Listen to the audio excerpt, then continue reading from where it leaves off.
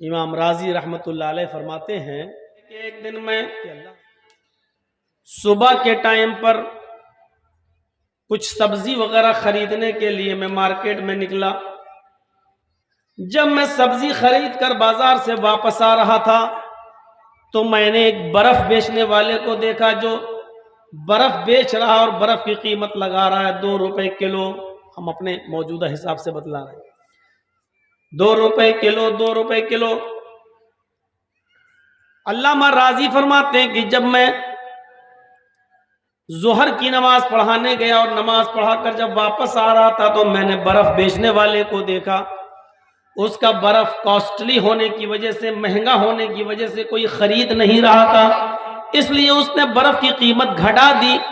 1 रुपए किलो, 1 रुपए किलो, सस्ता ही बिके लेकिन बिक तो जाए।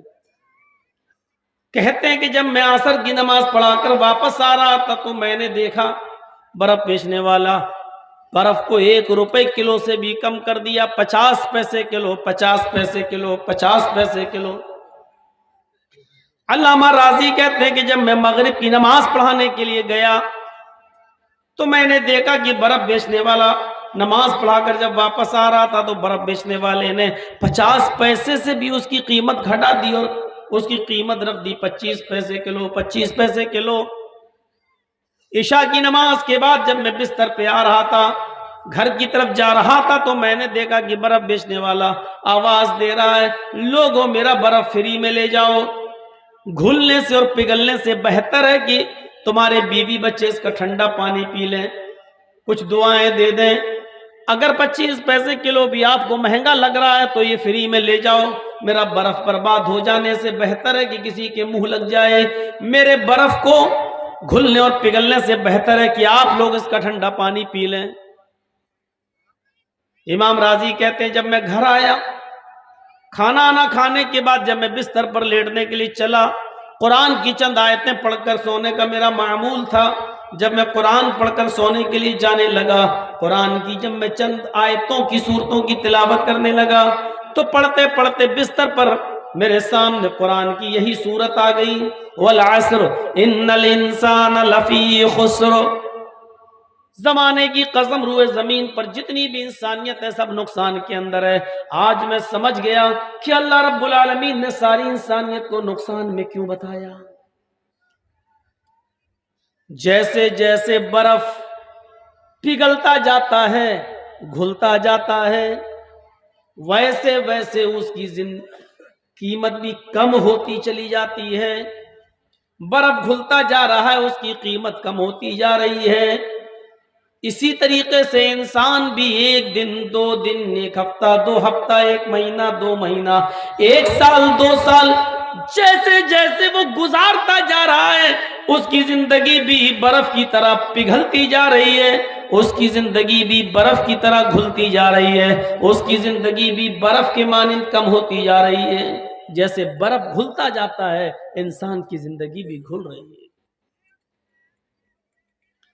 1 महीने पहले जिन लोगों ने मुझे सुना, आज जो मुझे सुन रहे हैं, आपका सुनना और मेरा यहां आना इस बात का मैसेज दे रहा है कि जर्जीस तुम अपनी जिंदगी का 1 महीना कम कर चुके हो और आप भी अपनी जिंदगी का 1 महीना कम कर चुके हैं।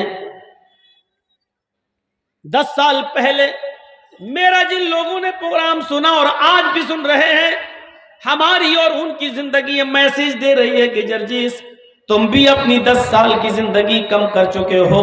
जो सुन रहे हैं वो भी अपनी 10 साल की जिंदगी कम कर चुके हैं। और इंसान जैसे जैसे 1, 2 दिन, 1 महीना, 2 महीना, 1 साल, 2 साल गुजार रहा है ना, वो हकीकत में जिंदगी नहीं गुजार रहा है, उतना ही वो अपने कब्र के करीब हो जाता है। हम और आप उतना ही अपने कब्र के करीब हो गए। इंसान की मंजिल वही है। 100 बीघा जमीन आपकी हो, 5 एकड़ जमीन के आप मालिक हो, कितनी ही जमीन आपकी हो, हकीकत में ये जमीन आपकी नहीं है, आप मरेंगे, इस पर किसी और का कब्जा होगा। हमारी और आपकी ओरिजिनल जमीन वही 2 गज है, जो मरने के बाद भी अपना दावा वापस नहीं। और वही 2 गज जमीन में हमें और आपको दफन होना है। इसलिए आदमी ये याद रखे कि वो 5 एकड़ जमीन का मालिक नहीं है, 100 बीघा जमीन का मालिक नहीं है। हम हकीकत में उसी 2 गज जमीन के मालिक हैं जिसमें हमें रहना है, जिसमें हमें जाना है, और हम उसी के करीब हो गए।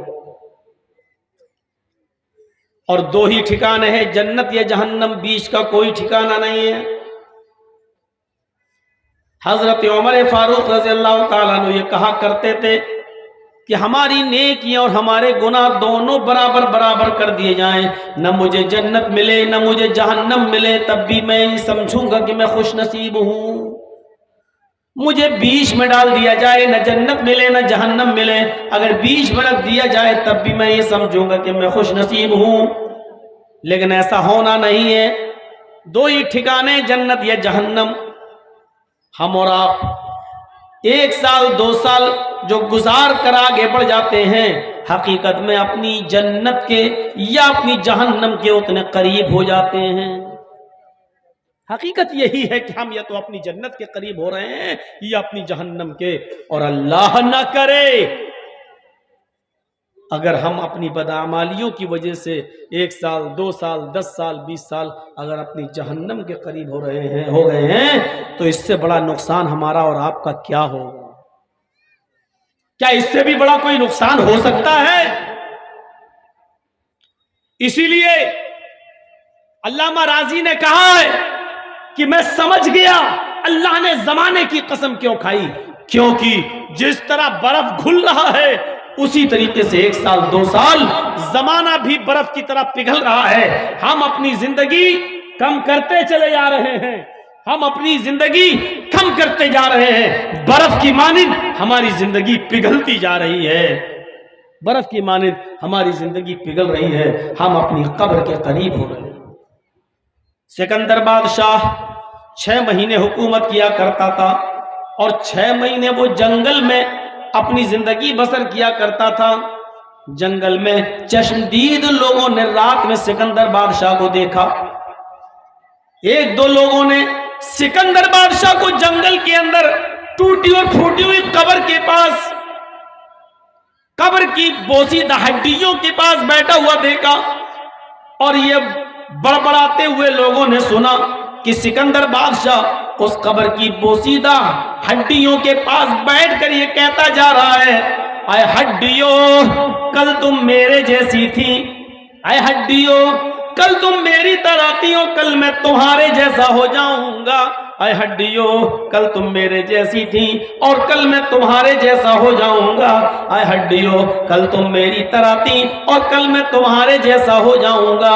वो ये बोल बोल कर अपनी मौत को याद कर रहा है। वो कब्र की बोसीदा हड्डियों को, सड़ी हुई हड्डियों को देखता है और कहता जाता है, आए हड्डियों कल तुम मेरी तरह थी और कल मैं तुम्हारे जैसा हो जाऊंगा। इसीलिए जनाबी मोहम्मद रसूलुल्लाह सल्लल्लाहु अलैहि वसल्लम ने फरमाया, फज़ूरुल कुबूर फ़इन्नकुम तुज़क्किरुकुमुल मौत। लोगो तुम कब्रों की ज़ियारत किया करो, तुम कब्रों पे जाया करो, इसलिए कि कब्रों की ज़ियारत करने से तुम्हें वहां जाकर अपनी मौत याद आएगी, तुम्हें अपना ठिकाना याद आएगा, तुम्हें अपना मस्कन याद आएगा, तुम्हें इस जगह आना है। ये कब्रें तुम्हें याद दिलाएंगी कि तुम्हारा ठिकाना ये है। सिकंदर बादशाह के इस वजीफे से सीखो, इस विर्द से सीखो कि वो किस तरीके से अपनी मौत को याद किया करता था। हम और आप धीरे धीरे कब्र के करीब जा रहे हैं। अबू हुरैरा उस हदीस के रावी हैं, तिरमिजी शरीफ अब्वाबुज़ ज़ुहद के अल्फाज हैं। फरमाया अबू हुरैरा रज़ियल्लाहु ताला अन्हु ने कि अल्लाह के नबी सल्लल्लाहु अलैहि वसल्लम ने फरमाया, बादिरू बिल अमाली सबअन हल तंतज़िरून इल्ला फ़क़रन मुनसिया औ गिनन मुदग़िया औ मरज़न मुफ़सिदा औ हरमन मुफ़निदा औ मौतन मुजहिज़ा अब दज्जाल फशर्रु गाइबिन युंतज़र अब इस्साअ फस्साअतु अदहा व अमर्रु। तिरमिज़ी अब्वाबुज़ ज़ुहद के अल्फाज हैं। अल्लाह के नबी फरमाते लोगों 7 चीजों के आने से पहले नेक अमाल कर लो, इन 7 चीजों का तुम इंतजार न करो, इन 7 चीजों का इंतजार न करो। हल तंतज़िरूना इल्ला फ़क़रम मुनसिया, क्या तुम ऐसी फकीरी का, ऐसी गुर्बत का इंतजार कर रहे हो जो तुम्हें सब कुछ भुला दे। पैसा दिया अल्लाह ताला ने, क्या तुम फकीरी का इंतजार कर रहे हो तब इबादत करोगे? मैंने गुजरात की सरजमीन पर प्रोग्राम किए हैं, चलिए आप। वो अहमदाबाद 2002 से पहले जिनके करोड़ों के शोरूम हुआ करते थे और जिन्होंने मुझे अपने शोरूम पर बैठाकर चाय पिलाई थी, नाश्ता कराया था, मैं उन शोरूम के मालिकों को आज भी जानता हूं। लेकिन 2002 के दंगे के बाद यकतरफा उस चपेट में दंगाइयों के और जो लोग आए और मोहल्ले के मोहल्ले खाली कर दिए गए, दुकानें जला दी गईं, औरतें बेवा कर दी गईं, बच्चे यतीम कर दिए गए, उनके शोरूमों में आग लगा दी गई, मकान जला दिए गए। कुछ महीने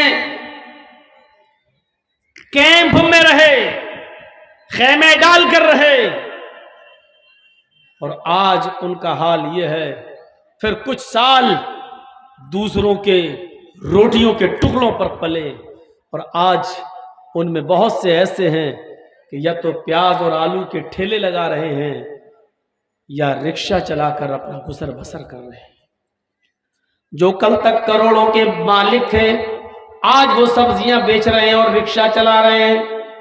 अल्लाह ताला ने तुम्हें दौलत दी है, अल्लाह ताला ने तुम्हें नवाजा है, तो क्या तुम ऐसी गरीबी का इंतजार कर रहे हो? जब ये भुखमरी तुम्हारे पास, ये गरीबी तुम्हारे पास आ जाएगी जो तुम्हें सब कुछ भुला देगी, तब इबादत करोगे अल्लाह की। दूसरी चीज, औ गिनन मुदगिया, गरीब हो, अभी टाइम है तुम्हारे पास, अभी वक्त है तुम्हारे पास, क्या तुम ऐसी अमीरी का इंतजार कर रहे हो जो तुम्हें सरकश बना दे? मैंने उन गरीबों को भी देखा है जिनके पास कुछ नहीं था, सुबह खा लो तो शाम को नहीं, और शाम को खा लो तो सुबह नहीं, और अचानक अल्लाह ताला ने छप्पर फाड़ के उनको दौलत दी। आज उनका हाल यह है कि एक हाथ में मोबाइल है, दूसरे हाथ में सिगरेट है। मोबाइल पर कह रहे हैं हाँ ठीक है, इतना ट्रक माल भेज दीजिए, यहाँ आने के बाद हम पैसा दे देंगे, और सिगरेट पीते जा रहे हैं और उसकी राख अपने टेबल पर रखी हुई एक डिब्बी में डालते जा रहे हैं। ऐसे अमीरों को भी मैंने देखा है, जिनसे कहा जाए चलो अजान का वक्त हो गया, नमाज की तरफ चलें, चलिए अब मैं आ रहा हूँ, तेरा 4 ट्रक माल आ रहा है, जब तक ये आ नहीं जाएगा मुझे सुकून नहीं मिलेगा। पता नहीं ऐसा ना हो कि पुलिस पीछा कर रही हो, पकड़ ले। क्या ऐसी दौलत का इंतजार कर रहे हो जो तुम्हें सरकश बना दे? औ मरज़न मुफसिदा, तंदुरुस्त हो इबादत कर लो। क्या ऐसी बीमारी का इंतजार कर रहे हो जो तुम्हें बिस्तर पे लिटा दे? तंदुरुस्त हो, अजान की आवाज आई, मस्जिद में जा सकते हो, क्या ऐसी बीमारी का इंतजार कर रहे हो? अचानक जा रहे हो भिख मंगनी गाड़ी पर बैठकर, भिख मंगनी गाड़ी जानते ना, जहेज वाली गाड़ी पर जो लड़की के बाप ने दी है इंटरनेशनल भिखारी समझकर, उस गाड़ी पर बैठकर जा रहे हो, हुर मारी ब्रेकर से उछली गाड़ी, गिरे, टूट गई टांग, हॉस्पिटल में लटकी हुई है, प्लास्टर चढ़ा हुआ है। मौलाना जर्जी साहब देखने जा रहे हैं, साहब क्या, अरे अजान की आवाज आ रही है, अब जाओगे नमाज पढ़ने? जब तंदुरुस्ती थी तब नहीं गए, अब जाओगे नमाज पढ़ने? साहब ठीक है, अल्लाह तुम्हें शिफा दे। अब मौलाना साहब जैसे ही उठ रहे हैं वैसे ही पकड़ लिया, तो क्या हुआ? मौलाना मस्जिद में दुआ करा देना, अल्लाह ताला शिफा दे। टांग टूट गई, रीढ़ की हड्डी तक उसका असर हो गया, बिस्तर पे पड़े हो, अब जाओगे इबादत करने? औ हरमन मुफनिदा, चौथी चीज, जवान हो, जवानी में इबादत कर लो। क्या ऐसे बुढ़ापे का इंतजार कर रहे हो जो तुम्हें बूढ़ा, जो तुम्हारी अकल को जाहिल कर दे? कभी एक तो बुढ़ापा होता है और एक वो बुढ़ापा होता है पता ही नहीं हम कर क्या रहे हैं, वुजू खाने पे बैठे हैं, पता नहीं 3 बार धो रहे हैं कि गिनती याद नहीं, नमाज पढ़ने खड़े हुए, पता नहीं 4 रकात पढ़ रहे हैं कि 10-12 ठोंक डाले, 2 सजदे करना है कि 10 सजदे करना है, बस सजदे करते चले रहे हैं। खड़े हैं, अल्लाहु अकबर पढ़ना, अल्लाहुम्मा बाइद बैनी पढ़ना, अल्हम्दुलिल्लाह रब्बिल आलमीन, अब पढ़ रहे हैं सुभान रब्बिल आला, सुभान रब्बिल आला। सजदे में घुस गए तो पता नहीं चल रहा क्या पढ़ रहे हैं, अल्हम्दुलिल्लाह रब्बिल आलमीन अर्रहमान अर्रहीम। अब इबादत करोगे जब अकल ही खराब हो गई, ओ हरामन मुफनीदा, क्या ऐसे बुढ़ापे में इबादत करोगे जो तुम्हारी अकल को खराब कर दे? जब तो मरफूल कलम हो गए, तुम्हारी नेकियां नहीं लिखी जा रही, तुम्हारे गुनाह नहीं लिखे जा रहे, अल्लाह तुम्हारी जिंदगी का फैसला करेगा, अब तुम इबादत करोगे अल्लाह की। 4 चीजें, गरीब हो तो अमीरी का इंतजार मत करो, पहली चीज। अमीर हो तो गरीबी का इंतजार मत करो, दूसरी चीज। दोनों अलग अलग, गरीब हो तो अमीरी का इंतजार मत करो और अमीर हो तो गरीबी का इंतजार मत करो, ये 2 अलग अलग चीजें। तंदुरुस्त हो तो बीमारी का इंतजार मत करो और जवान हो तंदुरुस्त हो तो अकल को खराब कर देने वाले बुढ़ापे का इंतजार मत करो। 4 चीजें। औ मौतन मुजहिजा, क्या अचानक आ जाने वाली मौत का इंतजार कर रहे हो? मर जाओगे तब अल्लाह की इबादत करोगे, अचानक मौत तो कभी किसी की आ सकती है। जर्जीस साहब आज यहाँ है, कल का प्रोग्राम कहीं और है, लेकिन जर्जीस साहब को प्रोग्राम की तारीख दी है लेकिन कंफर्म नहीं है और गारंटी के साथ नहीं कहा जा सकता है कि मैं कल के जलसे में पहुंच पाऊंगा कि नहीं पहुंच पाऊंगा। अचानक मौत किसी की भी आ सकती है। जा रहे हैं, अटैक कभी भी पड़ सकता है, गए। और याद करो जामिया सल्फिया बनारस के उस जबरदस्त बड़े आलिम को, डॉक्टर रज़ाउल्लाह मोहम्मद इदरीस सलाफी मदनी, जिनके नाम के आगे आज लगाना पड़ता है रहमतुल्लाह अलैह, गए थे बंबई में दीने रहमत कॉन्फ्रेंस में शिरकत करने। जलसे में तकरीर हुई उनकी क़ज़ा व क़दर के मौजू पर, बोले और जैसी तकरीर करके हटे, सीने में दर्द हुआ, हॉस्पिटल तक ले जाया गया। हॉस्पिटल ले जाने से पहले रास्ते ही में इंतकाल हो गया। जलसे में गए, सोचा था कभी कि हम घर वापस नहीं आ पाएंगे।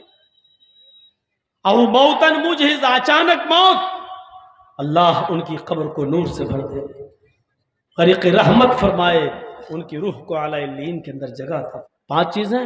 अब दज्जाल फशर्रु गाइब युंतज़र, दज्जाल के आने से पहले, खुरूज दज्जाल से पहले नेक अमाल कर लो। जब दज्जाल निकल जाएगा, आ जाएगा, तब तुम नेक अमल करोगे। जब तुम्हारी नेकियों के दरवाजे बंद कर दिए जाएंगे तब नेक अमाल करोगे। गायब फितनों में, गायब चीजों में सबसे बड़ा फितना इसी खुरूज दज्जाल का है। दज्जाल से बड़ा कोई फितना नहीं है गायब चीजों में। ये 6ठी चीज है। और 7वीं चीज, अब मर, क्या कयामत आ जाएगी तब तुम नेक अमाल करोगे? कयामत के आने से पहले नेक अमाल कर लो।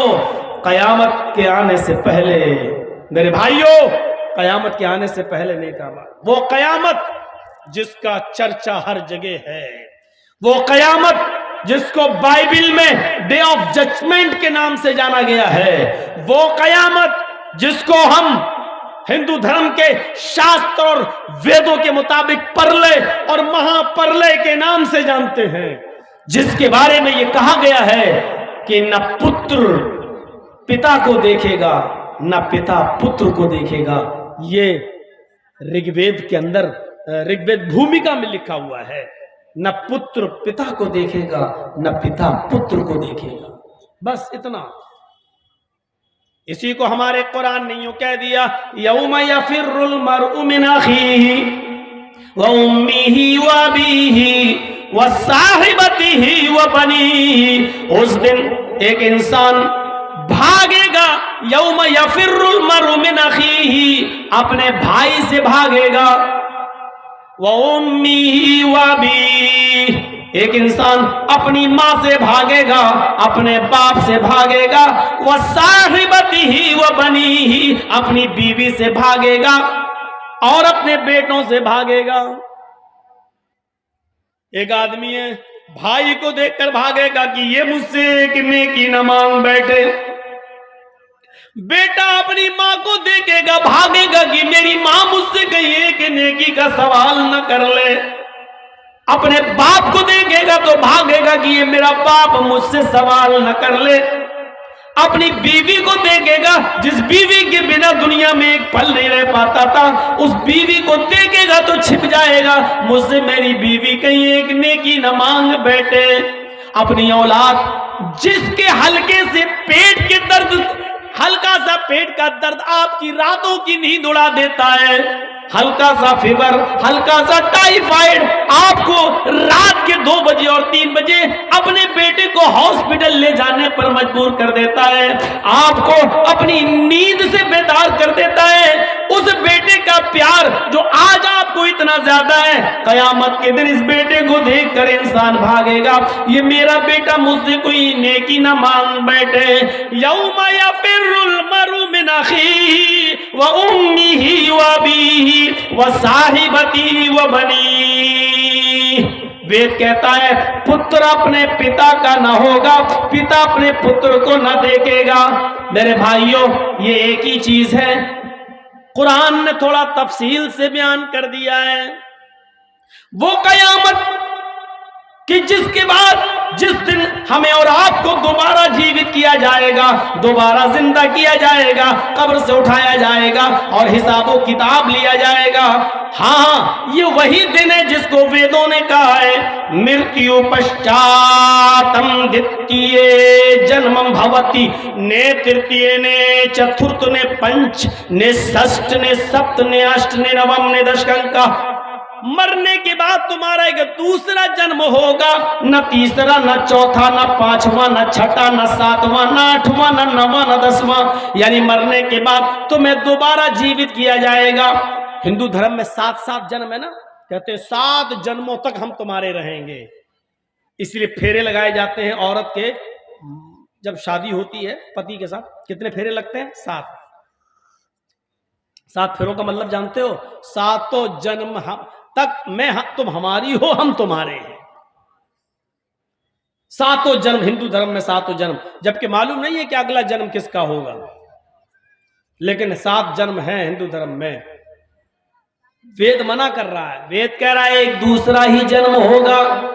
मनुस्मृति और भागवत पुराण वगैरह कहते हैं कि 7 जन्म होंगे, लेकिन वेद मना करता है। वेद कहता है 7 जन्म है ही नहीं, एक ही जन्म है, मरने के बाद दूसरा जन्म, जिसको पुनर्जन्म कहते हैं, कब्र से दोबारा उठना। ये पुनर्जन्म को हम भी मानते, दोबारा जीवित होना हम